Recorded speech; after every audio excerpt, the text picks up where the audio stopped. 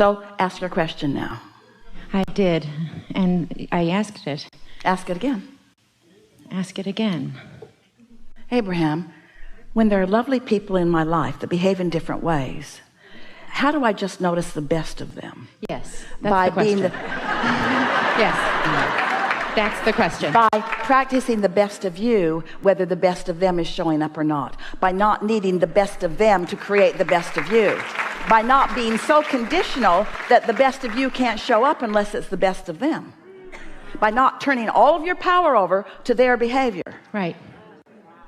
By loving the way you feel. Esther, she's so addicted to this little notebooks that she's got. She bought a big stack of them, and she can just hardly wait. And she has a place in her house where that notebook sits there on the table, and it's a new segment, so she just goes and sits there and writes, not to fix the next segment, because of the pleasure that these words generate in her here and now. You get addicted to alignment. You get addicted to being in sync with who you are. You get addicted to that good feeling in your belly, that feeling of love and appreciation, and most of all to that feeling of clarity. And so when you find yourself standing stable in an atmosphere where you used to not stand stable, pretty soon you can't even remember not being stable. And then other people's behavior is a non-issue to you, because you don't create their reality, you create your reality. And then sometimes your powerful positive stance, because when you hook up with your inner being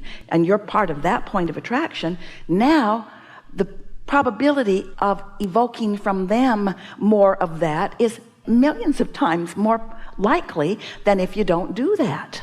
You're going to begin to feel like the entire universe is revolving around you, because it is. And when you sync up with your inner being, it becomes so obvious. What Esther's saying to herself when she has moments like you're describing, and she has them from time to time, what Esther's saying to herself is, I don't know why I ever freak out, because I know for sure that things always work out for me. They always work out, so why do I put myself and others through the freak out period? Well, pretty soon you won't, because you will have asked that question enough time. Well, I do it because I wasn't prepared for the segment. When you're little, if a train runs over your toe and cuts it off, you're going to have a special relationship with trains. And you might have a harder time feeling positive about all the other little children are jumping up and down when the train comes. Not so much anymore. Esther took her grandchildren to ride the train, and they said, oh, it's a train. How far are we going? And then when they got there, they said, Grandma, is this what we came all the way on the train for? In other words, the train doesn't excite. Maybe this analogy isn't so, oh yeah, you're old, it's good for you. We're playing with you a little bit here. Your relationship with the train has to do with the traumatic experience that you had with it. And so maybe you've had some traumatic experiences. And for someone who really wants to be tuned in, tapped in, turned on, anything less than that is a little bit of trauma. And so if you really, really, really want something and you're focused in opposition to it, it feels really, really, really awful. If you don't care about it, you don't care about it. In other words, if you sort of want it and you're not in alignment with it, it sort of bothers you. If you really want it, if you really, really care about it, and it's out of whack, it really, really bothers you. That doesn't make you weak or egotistical. That makes you aware of your emotions, you see. Did we get there? Yes, I'm ready to be ready to be ready to be ready to be ready. So we used to say that a lot, getting ready to be ready to be ready to be ready. And now we'd just like to say, I'm ready. Because ready to be ready to be ready to be ready to be ready feeds your appetite to get to where you really want to go. I'm ready. We want you to just be as ready as you are and happy about how ready you are, because that's how your inner being feels. Your inner being feels really good about how ready you are. How ready you are. How ready you are. Where you are is just right. And you know why? Where you are is enough. You know why? Because you can't attract beyond where you are. So it's got to be enough. Do you get that? It's got to be okay where you are, because you can't be other than where you are. And because your inner being is never judging you about being in a wrong place. So when you're unhappy about where you are, you know what the problem is? You're crossways of your inner being, who never ever says you're not where you're supposed to be. Did you get that? Here's another piece to this. You're right here where you can hear this, because we can feel you. You've come right along, because we've been talking about what you already know, and then we talk about what you already know, so you're right up to speed. Every one of you, you are knowing what we are knowing right now about this. So let's take it just one step further so that you can really feel benefit moving forward out of this day. A friend earlier talked about there's this perspective and this perspective and this perspective, and we teased and we said there are endless perspectives. So let's talk about some perspectives here. Just a really clean, clear, easy way for you to approach this moment in time, this moment in time, this moment in time. You can be observing or considering a condition or an outcome, like a person, a bank account number, the condition of your house or relationship. You can be considering that aspect of life. And it's logical to be in a physical human body with your senses that you would do that. You can also be considering your vibrational relationship with your inner being right now. So if you start getting in the habit of tending to your vibrational reality rather than your manifested reality, can you feel the difference?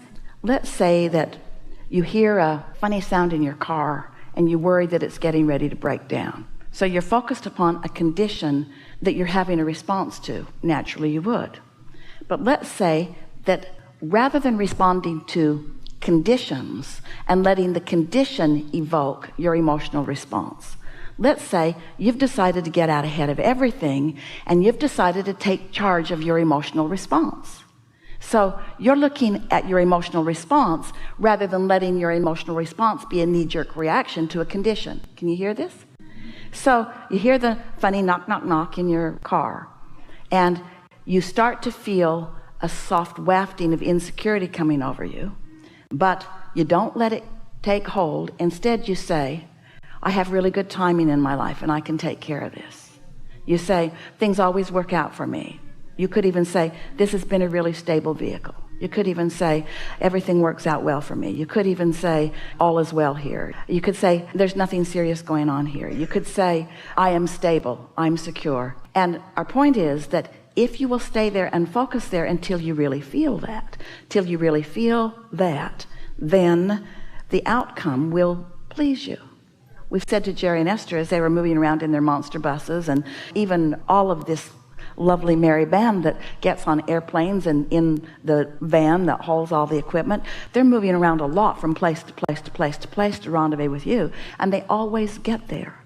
They always get there, and everything always turns out wonderful. And it isn't that there are not things that they have to deal with, but things always do turn out.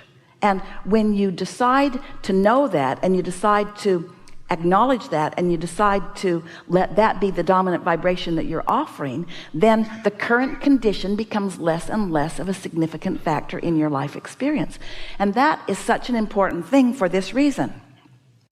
Do you know what the predominant culprit, which is a hindrance to you getting what you want, is?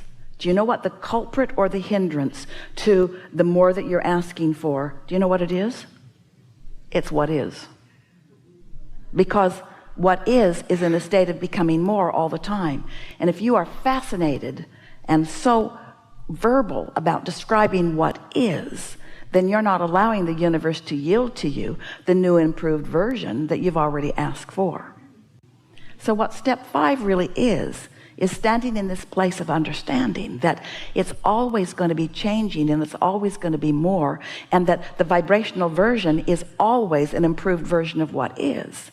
And if you can not be so enamored with what is, and so verbal about what is, and so interested in getting everybody else to agree with you about what is, and you can be more emotional based, where you care about how you feel first and foremost, so that you're giving yourself and others the benefit of the doubt. So you're looking for the positive aspects in things. So you're reaching for the thought that feels better. What begins to happen is you just feel good and feel good and feel good and feel good and feel good and feel good and feel good and feel good and feel good and feel good, feel good and feel good. This can take a while, and feel good and feel good and feel good.